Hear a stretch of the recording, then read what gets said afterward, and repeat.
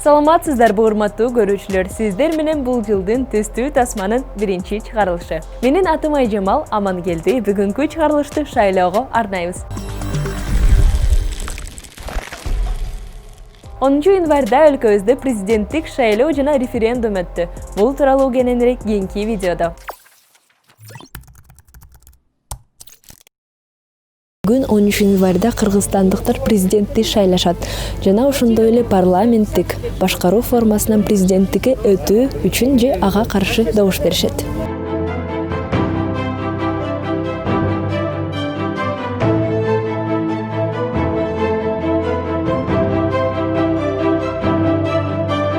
Сегодня такой день, как говорится, нам надо решать. Бүгүн биздин өлкөбүздүн тагдыры чечиле турган күн. Биз келип добуш беришибиз керек. Мы должны прийти и проголосовать.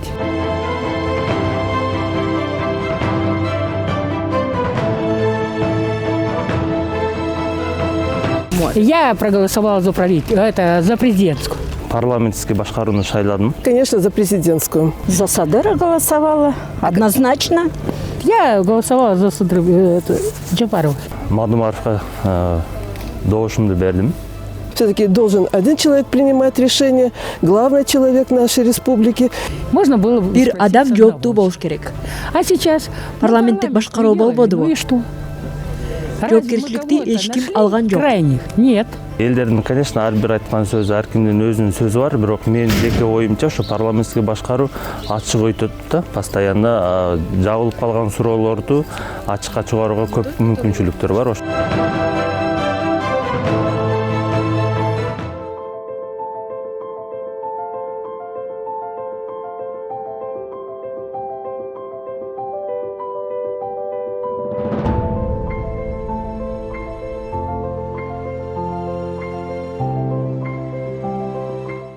Кандай форма болбосун да бизге мен көп жолу айтып өткөн, мен эки формадан бизге өткөл форма болуп эсептелет. Биз коомдук башкарууга өтүшүбүз керек да. Мен ушул форманы жактап жүрөм. Ушул форма бизге таандык, биздин дүйнө тааныбызга, биздин негизи эле мүнөзгө ошол таандык да, коомдук башкаруу деп. Бул парламенттик болобу, президенттик болобу, биз бул бизге временный өткөл формалар. Ошол биз ошо коомдук башкарууга өтүшүбүз керек. Бүгүн биз тарыхты биз жасап жатабыз. Бүгүнкү Кыргызстанга биз жоопкербиз. Эгерде биз кайдыгер болсок, эгерде биз бөлүнсөк, эгерде биз мыйзамды бузсак, тарых кечирбейт. Ошон үчүн майда чүйдө таарынычтын баарын унутуш керек. Мен ойлойм, бүгүндө Кыргызстандын жаңы барагы ачылып жатат.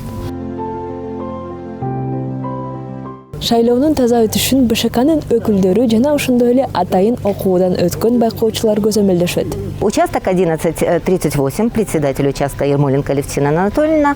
Выборы, как положено, начались. Шайлоо пландаштыргандай сейизде башталды.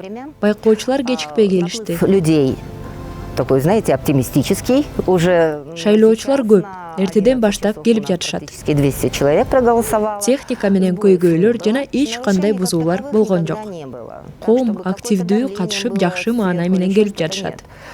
Тем более, что у нас все на автоматике идет, и ничего не сделаешь здесь абсолютно. То есть АСУ считает. Даттануулар болгон жок. Баары жакшы өтөт деп үмүттөнөбүз. Потому что люди идут, люди голосуют, с хорошим настроением идут. Вот. Жалоб пока что не было. Но я думаю, что так и будет до конца выборов у нас. Өткөн парламенттик шайлоодо номер 2 форманын колдонулушу шайлоонун таза эместигине алып келген себептердин бири болгон. Ал эми азыр мигранттар гана номер 2 формасы менен добуш бере алышат. Если мы ссылаемся на цены... Форма 2-ге тыюу салынган үчүн БШКнын маалыматына таянсак, 750 миң шайлоочулар добуш бере албай калышты. Проголосовать. И плюс 450 тысяч избирателей. Данное количество нам говорит... Бул шайлоодон кийин биз тез арада ички мигранттар үчүн добушун кайтарып берүү жолун табышыбыз керек. Же болбосо талаптарды күчөтүп, форма 2-ни кайтарышыбыз керек.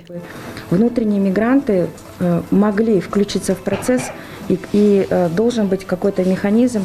Возможно, нужно возвращать форму номер 2, но ужесточить требования для ее получения. Ал эми жоопкерчиликтүү шайлоочулар катталган жерине бара албай калса, добуш бере албай калууда. Бул учурда шайлоочулардын шайлоо укугу бузулуп жатат. Бирок бул маселе абдан талаштуу. Азыр саясий акыбалыбыз мындай стабилдүү боло элек кезде мондай рисктердин баарын төмөндөтүш керек болчу. Ошон үчүн форма 2-ни алып таштаганы бир жагынан туура болду деп эсептейм. Албетте кайсы бир жарандарыбыздын укугу аткарылбай калды. Бирок бизге азыр стабильность керек.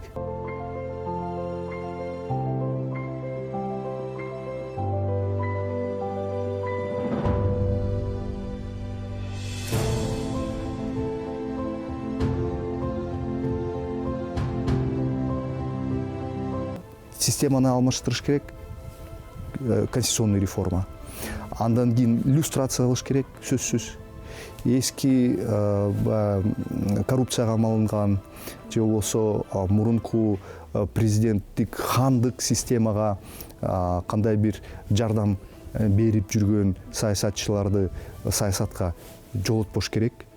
Ошол иллюстрациядан кийин ушул шайлоо системасын иретине келтириш керек. Ушул эң негизги ушул 3 этап деп ойлойм.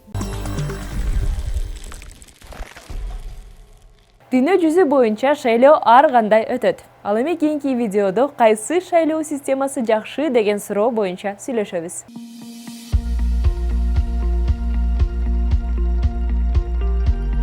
Марс планетасындагы 4 базанын бирине космодром курабыз деп элестетиңиз.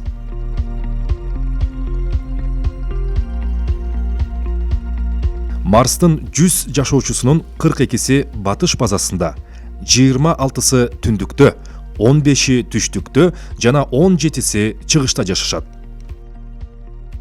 Бардыгы космодромду анын базасына жакын курууну каалашат.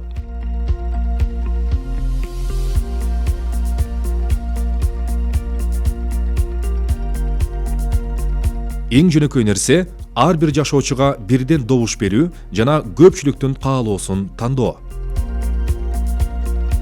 Бул метод көптүктүн тутуму деп аталат. Мындай учурда батыш базасы оңой жетишке жетет. Бирок көпчүлүк жашоочулар үчүн бул добуш берүүнүн эң начар натыйжасы. Анткени батыш базасы башкалардан алыс жайгашкан.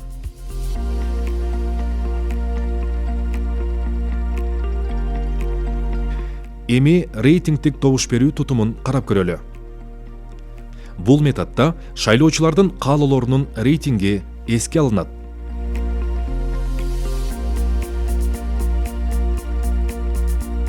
Шайлоочулар алгач 1-ден 4-кө чейинки каалоолорунун тизмесин түзүп, андан кийин эң популярдуу 2 жоопту салыштырышат. Түштүк эң аз добуштарды алат. Андан кийин түндүк база дагы ушундай жол менен жок кылынат. Добуштар 3-чү вариантка өтөт. Натыйжада чыгыш базасы 58 добушка ээ болсо, батыш 42 добушка ээ болот. Бирок шайлоонун мындай ыкмасы дагы адилетсиз сезилиши мүмкүн.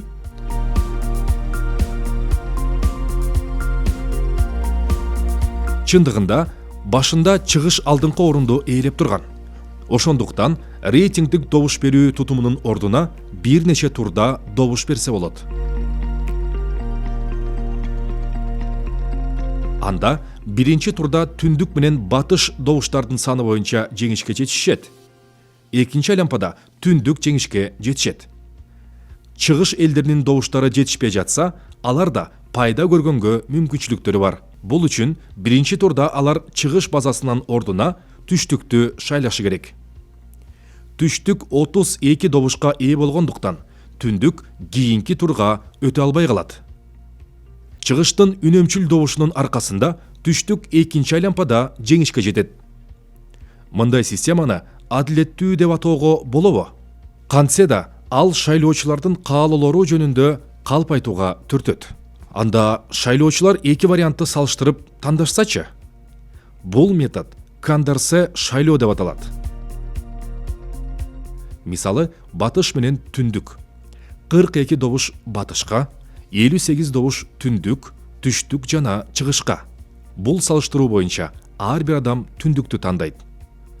Ушул эле жол менен дагы 5 финалист тандалат. Эң көп раундты жеңген жеңүүчү болот. Бул жерде түндүк 3 раундту, түштүк 2 раундту жеңет. Түндүктүн артыкчылыгы акыркы орунга илинбегендиги. Кандарса ыкмасы добуш берүү үчүн идеалдуубу? Эгерде шайлоого 3 талапкер катышса, жана шайлоочулар А ордуна Б, Б ордуна С, С ордуна А тандашса, анда жеңүүчү аныкталбайт. Ондогон жылдар аралыгында илимпоздор жана статисттер добуш берүүнүн практикада колдонулган көптөгөн ыкмаларын ойлоп табышты. Бирок кандай гана ыкма болбосун, шайлоо объективдүү болбой калышы толук ыктымал. Биздин интуициялык түшүнүк бир катар карама-каршы божомолдорду камтыйт. Кээде айрым кандидаттар башкаларга караганда шайлоочуларга көбүрөөк таасир этет. Бул деле адилетсиз. Азчылыктын көз карашы эске алынбагандыгы да адилетсиз. Математикалык эсептөөлөр көрсөткөндөй, шайлоого 2ден ашык талапкер катышса, бир нече критерийлери бузбаган идеалдуу шайлоолорду өткөрүү мүмкүн эмес.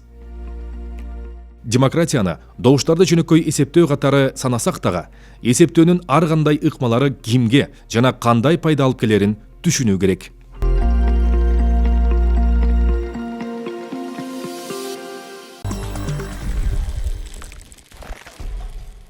Ал эми кийинки видеодо Швейцариянын мисалында демократия деген эмне деген суроого жооп беребиз. Бул өлкөдө президент жыл сайын алмашат. Бул жерде жарандар мыйзамды кабыл алууну же кабыл албоону чечишет. Парламент депутаттарынын айлык баянасы өлкөдөгү орточо эмгек акысынан бир аз эле чоңураак. Ар бир 4 жылда Швейцария 7 кишиден турган өкмөттү шайлаган парламенттин мүчөлөрүн шайлайт. Бул жетө бир эле учурда 4 негизги партиянын өкүлү болгону кызыктуу.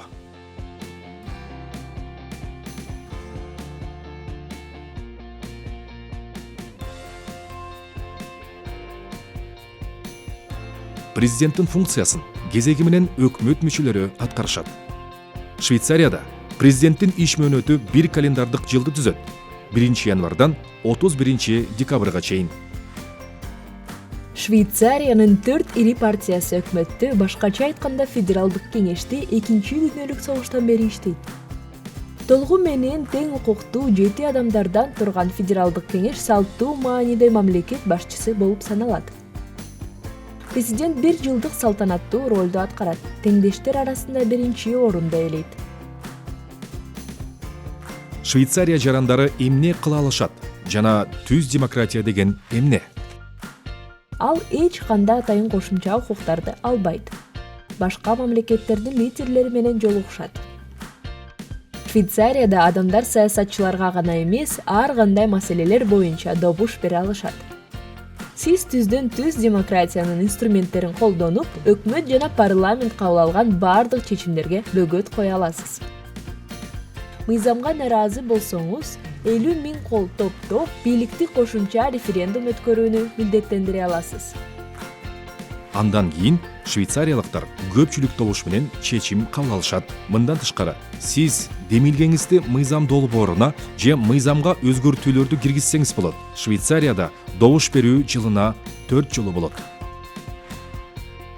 Биздин коом кандайча курулуп жаткандыгынын өзөгүн түз демократия түзөт. Бул биздин эл үчүн маанилүү аныктоочу пункт.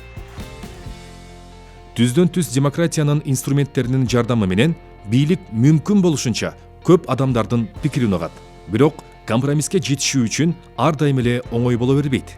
Мисалы, 2017 жылы швейцариялыктар пенсия реформасынын долбоорун четке кагышкан. Референдумда мыйзам долбоору четке кагылса, анда федералдык кеңеш башынан баштап элдин муктаждыктарына ылайыктуу жаңы мыйзам сунушташат. Швейцариядагы парламент расмий түрдө жарым профессионалдуу болуп эсептелинет. Башкача айтканда, эл депутаттарынын басымдуу көпчүлүгү парламенттин ишин башка жумуштар менен айкалыштырышат. Эгерде депутат жеке сектор жана карапайым адамдардын жашоосу менен байланышкан болсо, анда бул кандайдыр бир сыймыктанууга себеп болушу мүмкүн экен. Швейцариядагы парламенттик майналар өлкөдөгү орточо эмгек акыга караганда 20% гана жогору. Мындай маалыматтар менен Швейцариянын улуттук телерадио компаниясы 2016 жылы бөлүшкөн. Бирок жол киреге, жардамчыларга жана башка жумушка кеткен чыгымдарды эске алсак, ал көбүрөөк чыгат. Парламенттин бир депутаты жылына орто эсеп менен 150 000 франк алат. Бул болжол менен АКШ долларындагы сумма. Айына 12 000 франк. Швейцарияда орточо эмгек акы айына 6,5 000 франкты түзөт. Швейцариянын саясий тутумуна суктануу менен гана чектелбестен, ал сынга да алынат. Европа кеңеши Швейцарияда саясий партияларды каржылоонун ачык айкындуулугу жөнүндө мыйзам жоктугу үчүн критикалайт.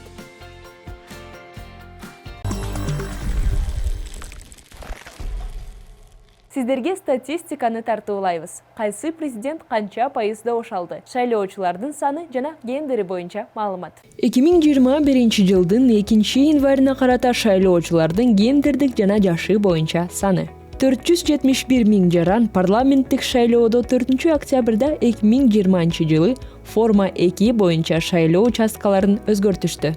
Шайлоочулардын жалпы санынан 53% аялдар жана 48% эркектер түзүшөт. Шайлоочулардын саны салыштырмалуу өстү. 2020 жылдын октябрдык шайлоосунан 40 000 адамга көп. 2017 жылдын Кыргыз Республикасынын президенттик шайлоосунан 531 094 адамга көп. 2015 жылдын Жогорку Кеңеш шайлоосунан 795 567 адамга көп. 11-январдагы маалымат боюнча шайлоого катышкандардын саны 38,9% түздү. Болжол менен бул 1 388 000 адамды түзөт. Жалпысынан шайлоого 3 563 574 адам катталган.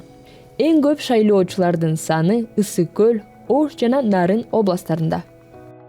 10-январдагы маалыматы боюнча шайлоочулардын добуштары төмөнкүдөй бөлүндү. Биринчи орунду Садыр Жапаров болжол менен 80% добуш менен ээледи.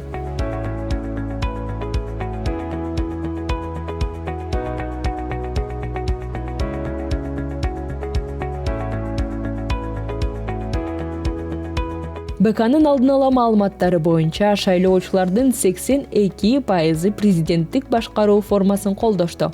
Ал эми 10% парламенттик башкаруу формасын колдошсо, баарына каршы 4% добуш беришти. Президенттик форма жана парламенттик форманын айырмасы бул легитимизация, бийликтин легитимизациясы. Мисалы, президенттик форма башкарууда легитимизацияны 2 институт алат. Баягы бүтүн шайлоочулардан экөө тең. Бир жагынан президент, экинчи жагынан ошондой эле парламент. Бүтүн эл шайлайт аларды. Ошондо президент менен парламент тең ата легитимизацияны түздөн-түз элден алып калышат да. Парламенттик башкарууда легитимизацияны жалаң кана парламент алат элден. Ошондо парламент өзү эң легитимдүү институт. Парламент өзү өлкөнүн башчысын шайлайт. Эл шайлабайт аны, премьер-министрди. Аны парламент гана шайлайт. Ошо премьер-министрдин кабинетин партиялар шайлайт. Партиялар чогулуп бир коалиция түзүшөт. Ошол коалиция өзүнүн арасынан министрлерди коет, премьер-министрлерди коет. Ошентип өкмөт түздөн-түз парламентке көз каранды болуп калат. Эл аларды шайлабайт. Чыгарылышыбыздын аягында сиздерге Курултай музыканттар платформасынын ырын тартуулайбыз.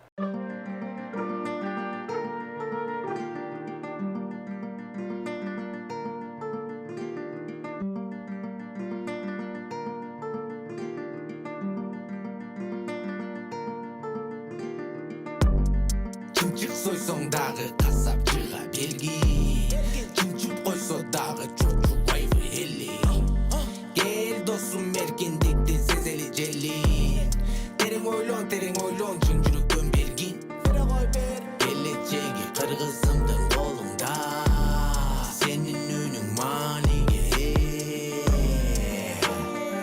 ошон үчүн кел добушумду бер.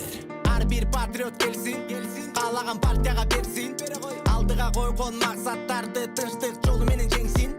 Урматтуу биздин жалгыз ажо, сиз байкап адилетке билдеңиз. Добушту санаган кызматкери сиз бир да ката кетирбеңиз. Көрөлү элимдин колдогонун кайсыл бийликкелерин да терс таасирдүү кыймылдарды балким чогуу жеңеттир биз. Балким урпак кулоо үчүн эми сатпай добушумду, ачылып жолуң болуп шыдыр, чын жүрөктөн береттир биз. Чынчык сойсоң дагы касапчыга бергин, чынчып койсо дагы чочубайбы эли. Кел досум эркиндиктин сезели желин, терең ойлон чын жүрөктөн бергин. Келечеги кыргызымдын колунда, сенин үнүң мааниге ээ. Ошон үчүн кел добушумду бер. Болгону болду, жаман болду, алмаштыралы жаман жолду. Кыш болду, үшүп тоңдук, алган түшүп кылып чоңдук. Акчасыз эле берели кызык колду, саламыбыз барыбыздын түз эле болсун. Чатырыбыз бир кемедебиз, келгиле сүзөлү күчтү кошуп, жүйлөнүп учалы ашып озуп. Ар бир улут ар бириңе доссуң, колдогу мүмкүнчүлүк кетсе кассың. Саткан добушуң көрүн кассың, себеби өлөт анын урпактары, отурат анан ал кармап башын. Тарыхты жакшылап эстейли же тарыхты жакшылап келип жатсын. Ушинтип эле жүрө беребизби, биз деле өнүгүп жетилели. Отура бербей жөн эле тиленип, болбосо менин сенин жетигениң арыкта агып кетип калды. Арыкта агып кетип калды.